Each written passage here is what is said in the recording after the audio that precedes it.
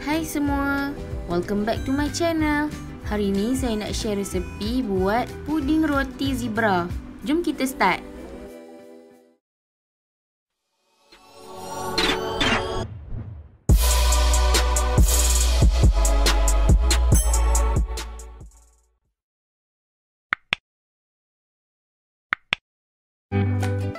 Ini bahan-bahan yang diperlukan. Esen vanila 1 sudu teh, susu pekat 1 cawan, roti gardenia 4 keping, susu cair 1 tin dan juga telur 2 biji. Blend kesemua bahan.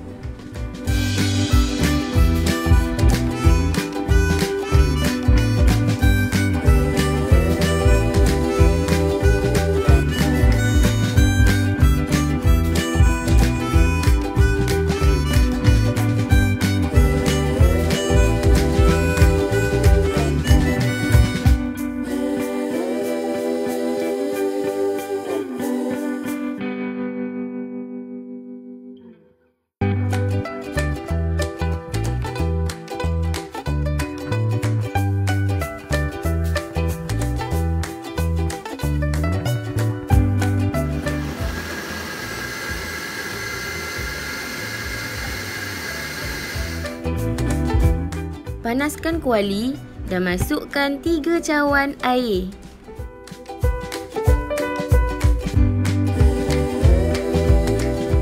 Masukkan agar-agar tali 10 gram. Biarkan mendidih dan tunggu sehingga agar-agar larut dan juga air nampak jernih.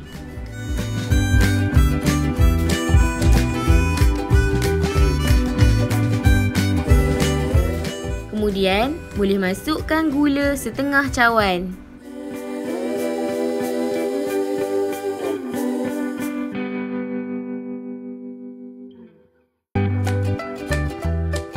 Seterusnya, masukkan bahan yang telah kita blend tadi.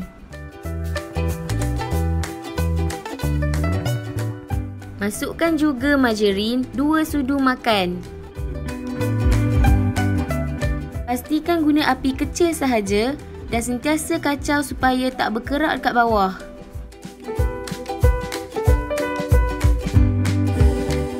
Bila dah mula kental dan nampak likat, boleh tutup api.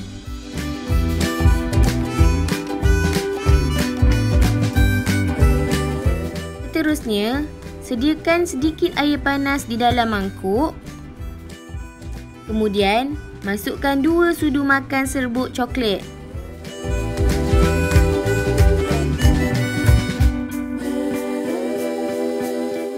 Kacau sebati. Adunan yang telah siap tadi, kita bahagikan kepada 2 bekas. Masukkan bancuhan coklat yang kita buat tadi ke dalam 1 bekas.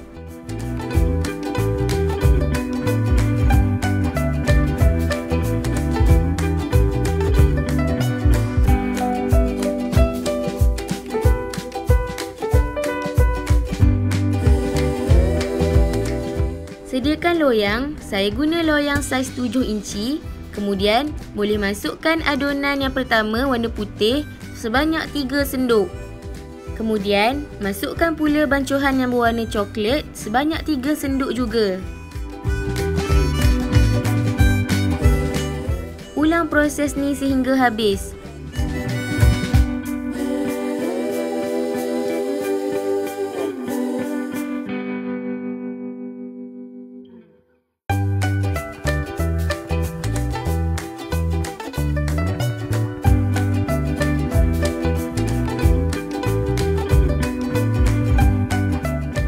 Bila dah siap macam ni, boleh biarkan sejuk lebih kurang 3 jam sebelum boleh dimakan.